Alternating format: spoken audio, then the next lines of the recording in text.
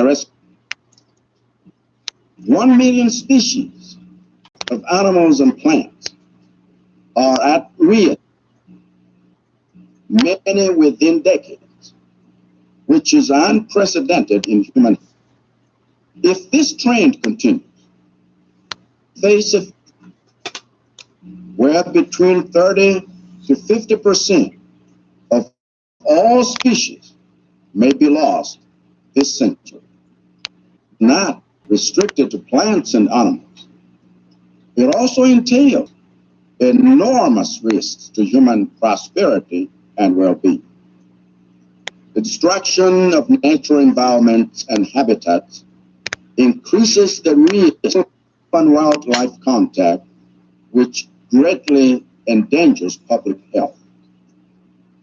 The recent outbreak of COVID-19 and its devastating impact across the world is proof positive of this danger, and least developed countries are likely to suffer the worst effects of these effects.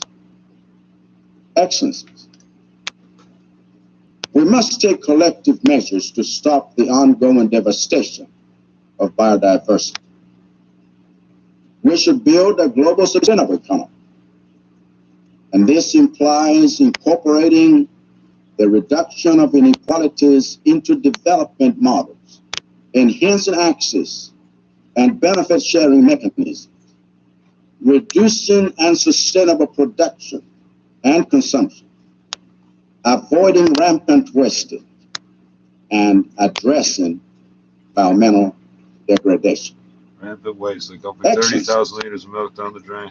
In Article 20, subsection 5 of the Convention on Biological Diversity, parties committed to, quote, full account of the specific needs and special situation of least developed countries in their actions with regard to funding and transfer of technology, end of quote. In the same vein, Sustainable Development Goal Target 15A emphasizes mobilization and significant increase of financial resources from all sources to conserve and sustain biodiversity. Yet biodiversity-related funding has stagnated in many countries. The biodiversity financing gap in 2019 stood at between 598 billion US dollars and 824 billion US dollars per year, according to, quote, the Financing Nature Closing the Global Biodiversity Financing Gap, end of quote, report. It is our proposal that international biodiversity public funding to LDCs should be doubled by 2030. We further call for the support in capacity building and technology transfer to LDCs for sustainable biodiversity conservation and restoration. As LDCs, we look forward to working with you all to address and resolve these discrepancies between our talk and our walk. I thank you for your attention.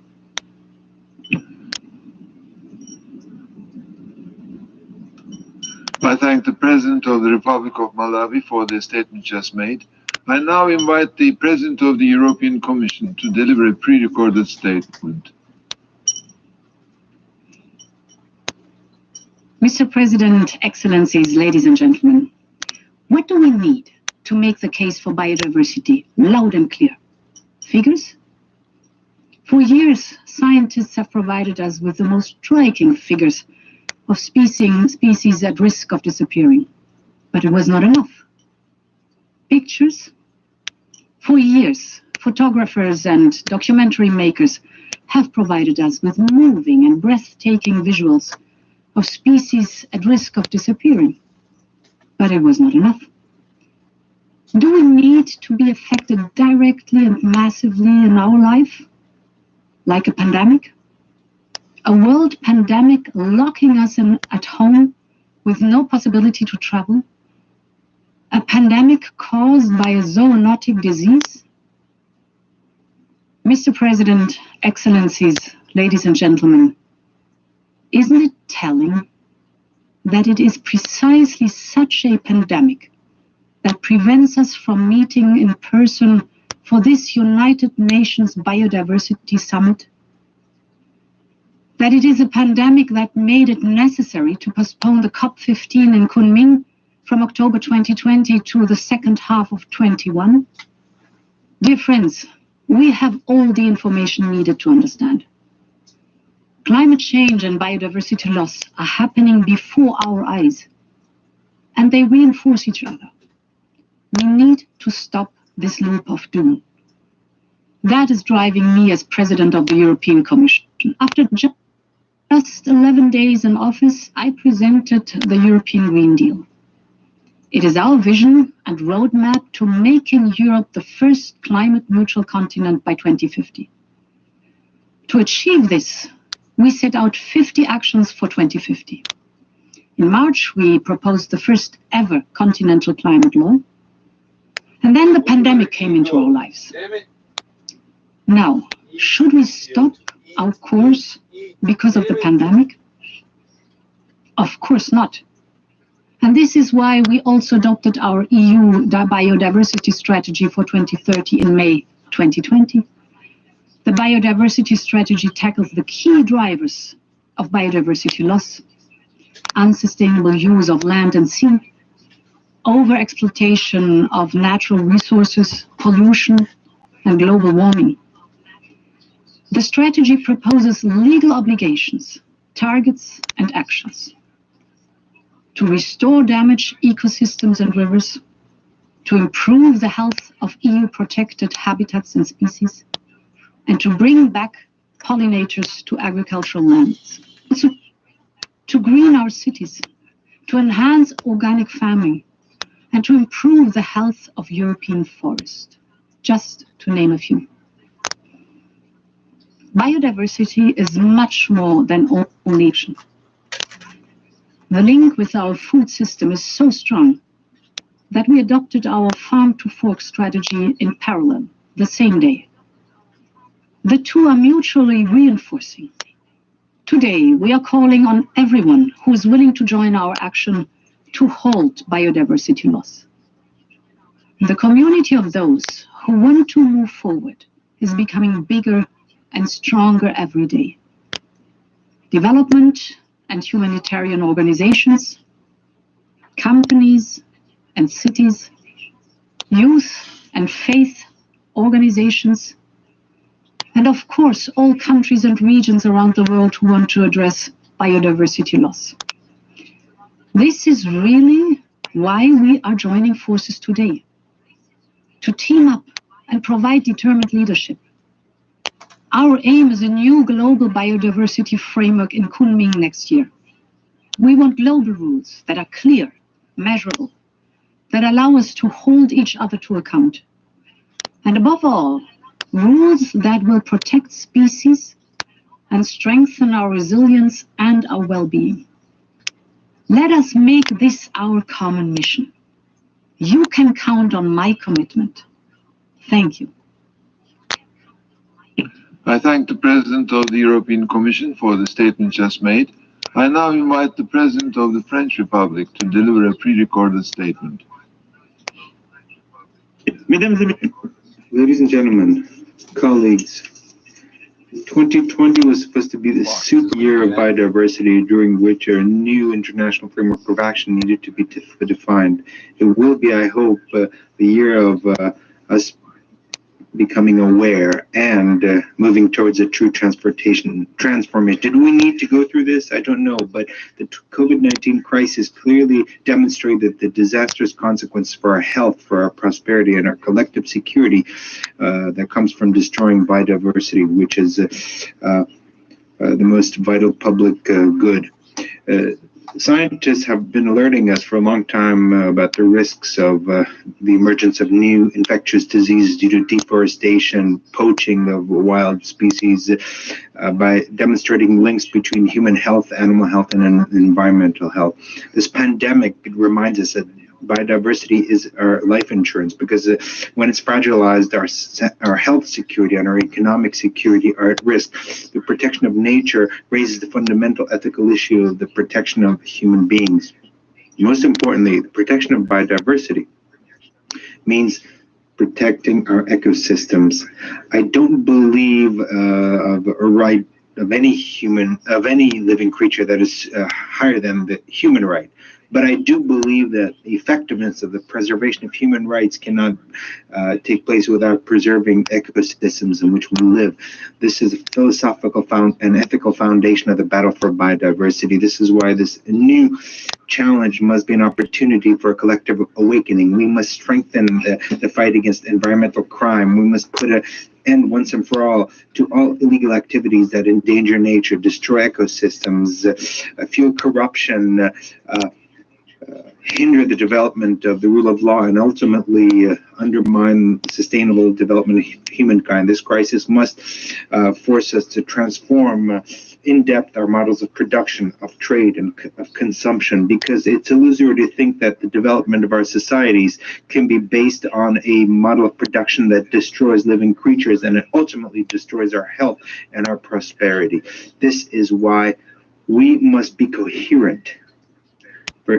Very specifically, the European Union did not sign a trade agreement with Mercosur because it ran the risk of increasing imported deforestation, and we were determined to act against it.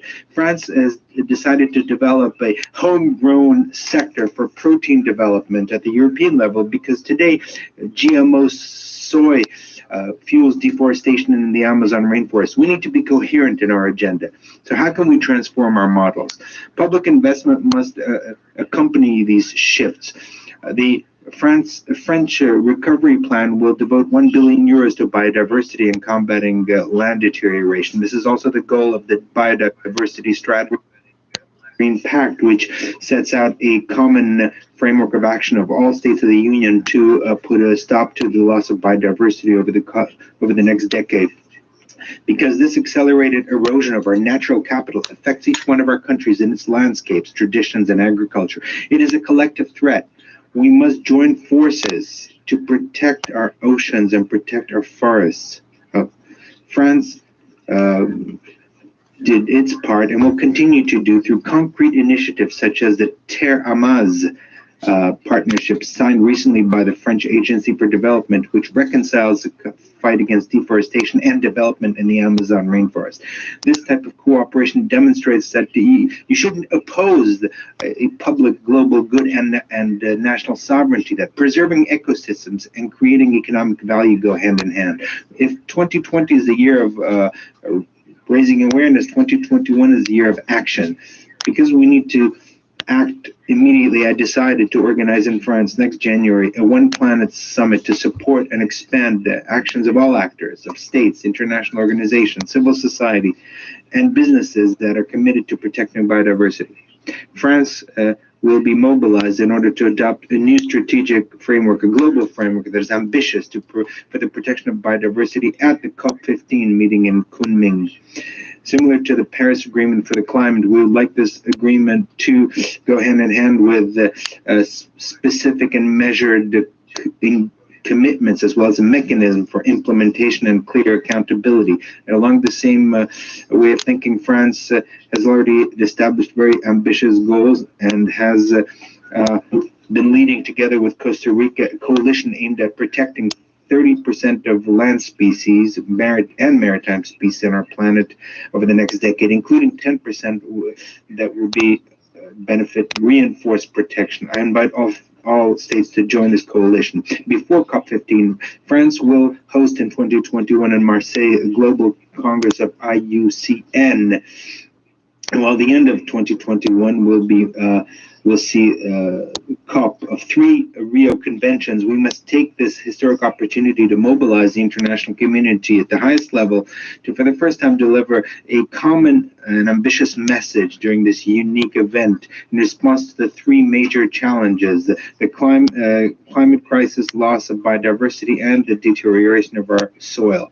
Only a joint approach will make it possible to take up these challenges together.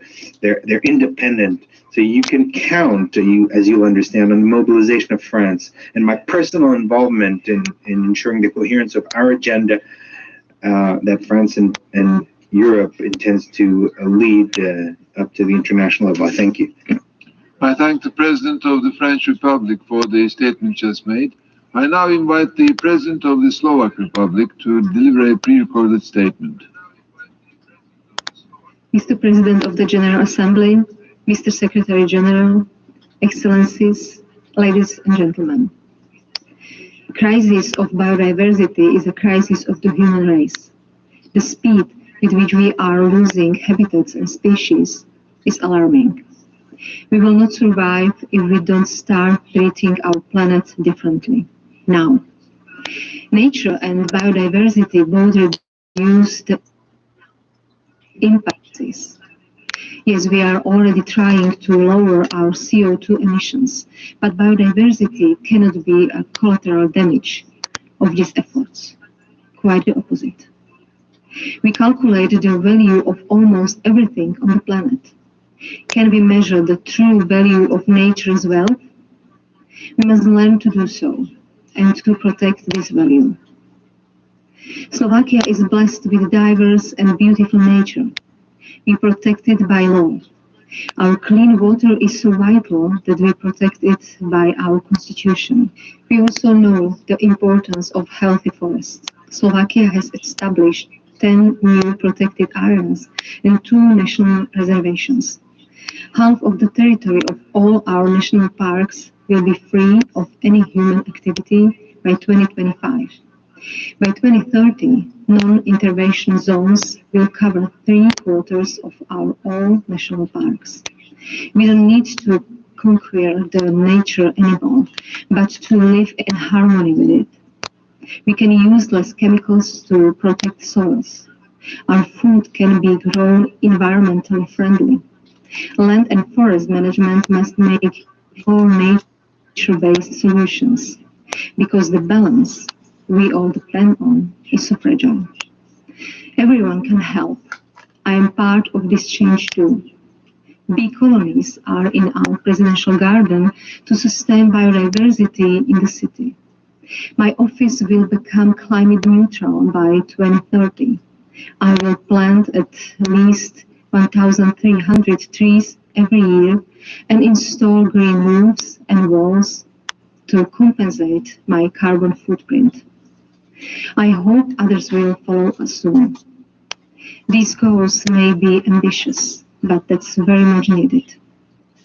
Slovakia supports EU biodiversity strategy for 2030, and I have endorsed the Leaders' Pledge for Nature to reverse biodiversity loss by 2030. Let's replace ignorance and selfishness with responsibility and true will, and let's do it now. I thank the President of the Slovak Republic for the statement just made. I now give the floor to the distinguished representative of Hungary to introduce the pre-recorded statement. Thank you very much, Mr. President. It is my honor to introduce the pre-recorded message by the President of Hungary, His Excellency János Áder. I thank you.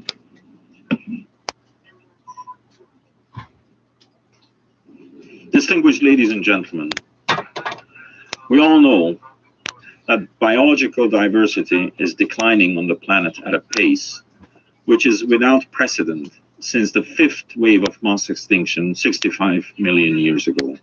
We all know that sustainable development doesn't exist without biological diversity and natural services.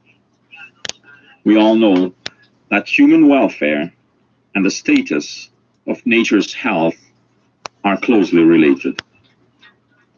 We all know what is at stake is not only preserving our natural environment, but also the future of the human species. We all know this, and we have known this for a long time.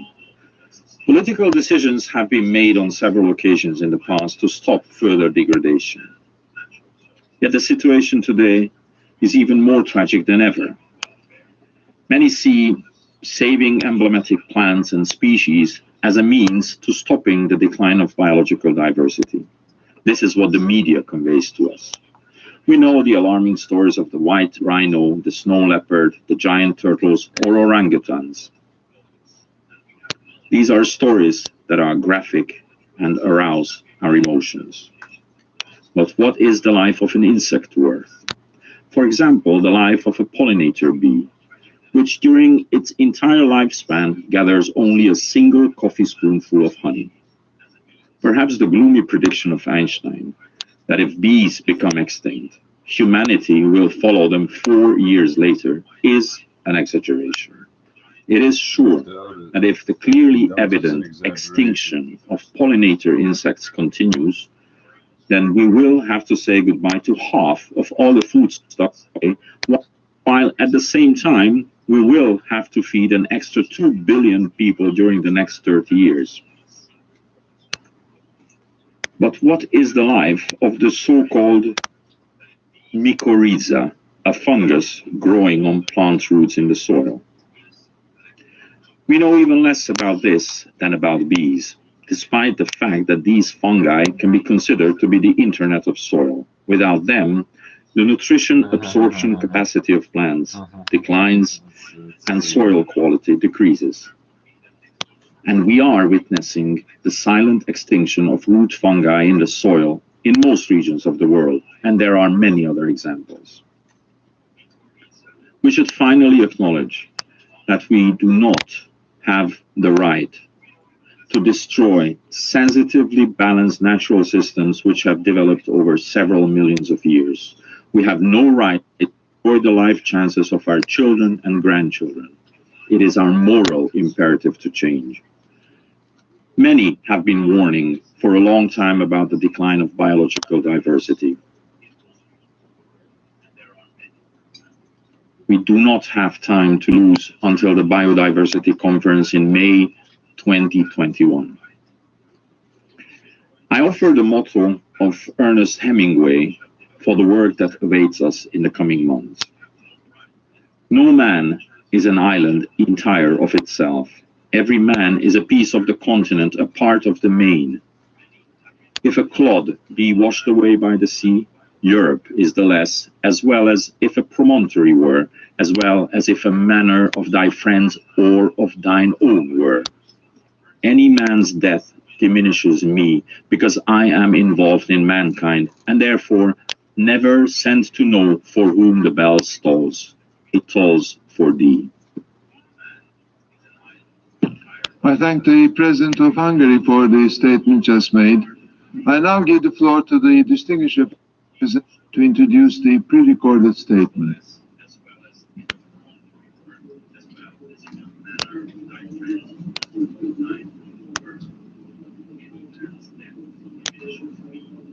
We will deliver a pre-recorded statement.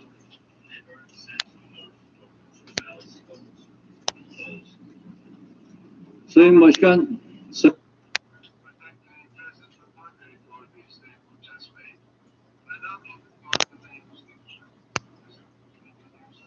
Mr. President, Mr. Secretary General, distinguished delegates, I extend to you my heartfelt and respectful greetings.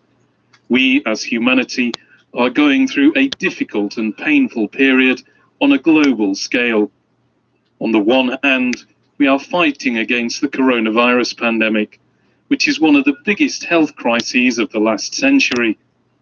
On the other hand, we are trying to manage the negative effects of the pandemic. The COVID-19 pandemic, beyond being a health problem, is one of the consequences of the deterioration of the ecosystem. The pandemic has also shown us the importance of protecting biodiversity and leaving a healthy and clean world for future generations.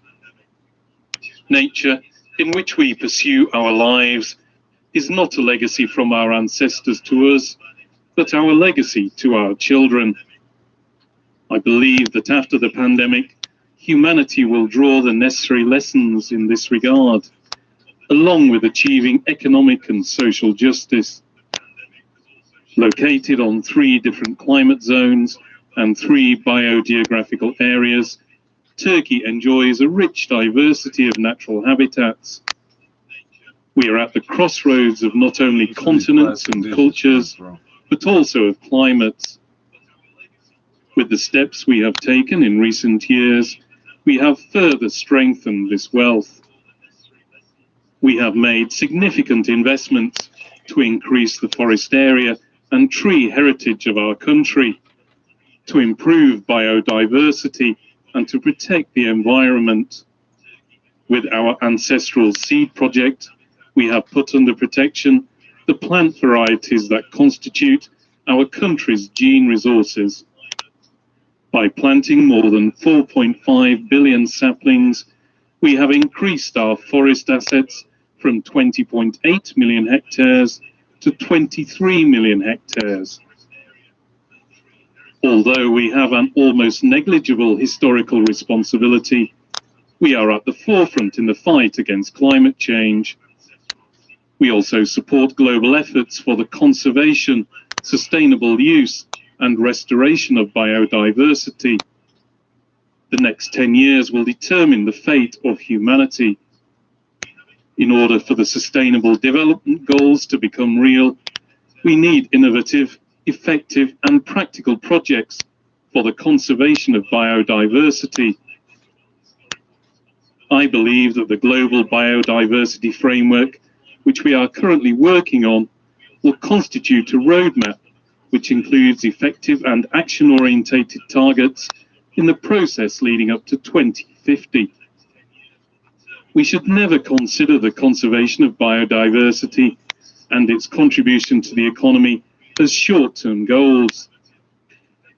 By raising awareness in all economic sectors, we should encourage the private sector to make investments in this field and transform the problems we are faced with into opportunities. Turkey, which will host in 2022 the 16th Conference of Parties to the United Nations Convention on Biological Diversity and assume its term presidency for 2 years, will play a leading role in taking the necessary steps for the conservation and sustainable use of biodiversity in this process. With these thoughts, I wish this summit success, and I respectfully greet everyone once again. President of the Republic of Turkey for the statement just made. I now invite the President of the Republic of Poland to give this video statement.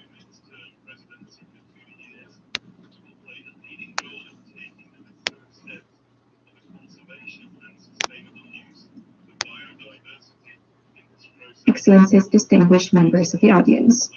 Preserving biodiversity is a prerequisite for the existence of life on Earth and for ensuring sustainable development of humanity. Therefore, action to protect and restore biodiversity requires close cooperation at a global level and in each of our countries. Poland, to protect and restore biodiversity, requires close cooperation at a global level and in each of our countries. Poland is one of the states which can boast centuries-old heritage of nature conservation, whereas a sustainable, prudent use of its resources is part and parcel of our tradition and culture. We have always managed the environment wisely while using and multiplying its natural resources. The naturalists were among the initiators of the creation of the International Union for Conservation of Nature in 1948. Poland can boast the status of a founding member of this organization. An excellent example of care for the preservation and development of biodiversity is the multifunctional forest management conducted by Poland, which ensures a balance between the natural, social, and economic functions of forests. Its methods, based on observation of natural phenomena, supported by scientific research and the experience of many generations of foresters, bring excellent results. The Polish model forestry has allowed to preserve wild species of plants, animals, and fungi. We have maintained full and universal access to forests thanks to the fact that a vast majority of Polish woods through the state treasury is a common property available for society as a whole. Despite using natural resources intensively, their wealth has been preserved and multiplied. The network of protected areas in Poland, including 23 national parks, nature reserves, and Natura 2000 areas, covers around 40% of our country. Furthermore, Poland protects the gene resources of domestic species and the components of animate and inanimate nature. I have personally initiated and promoted the planting campaign, which involves mass nationwide planting of trees. A flagship example of the Polish School of Environmental Protection was the saving of a European bison species, the population of which fell dramatically as a result of war fought on the territory of Poland. The preservation efforts of this extremely endangered species for the world has brought spectacular results. The Polish bison population is currently the largest, and many specimens are transferred by us to other countries for the purpose of restitution. In this context, I would like to stress the importance of active nature conservation, which must complement and balance passive protection forms. Preserving biodiversity is also a special task for agriculture, which constitutes an important sector of the Polish economy. It is part of the concept of sustainable development, where the efficiency and quality of production must be linked to the protection of the soil, water, and landscape. Among the strategic actions for the coming years, above and beyond the promotion of good agricultural practices and raising ecological awareness, is the preservation of valuable natural habitats, as well as the genetic resources of farm animals and plants, including traditional varieties of fruit trees. The protection of biodiversity is currently one of the biggest challenges of civilization, especially in the light of the advancing climate change.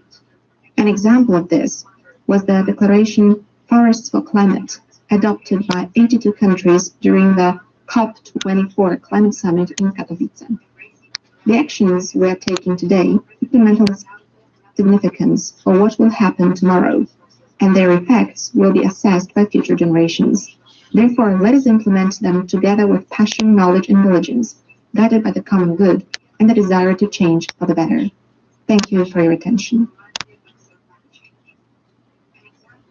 Republic of Poland for the statement just made. I now invite the President of the Republic of Colombia to deliver a pre-recorded statement.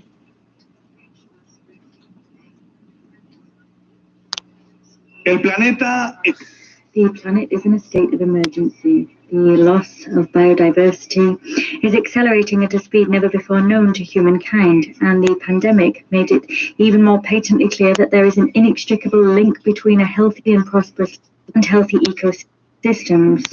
The post-2020 Global Biodiversity Framework is an opportunity to ensure that from the very highest level we adopt measures which will allow us to achieve a vision of living in harmony with nature by the year 2050. In Colombia, we wish this framework to be effective. We wish to see the post-COVID-19 economic recovery process be green and just, and we wish to ensure that we can move forward with the achievement of the SDGs. To do that, we need to embrace 5 commitments. We need to ensure, first of all, that 30% of the land and marine area of the globe has protected status by 2030. We need to embrace sustainable patterns of production and consumption in the sectors with greatest environmental impact. Third, we must incorporate biodiversity in the planning and management of all productive sectors and at all levels of government. 4, we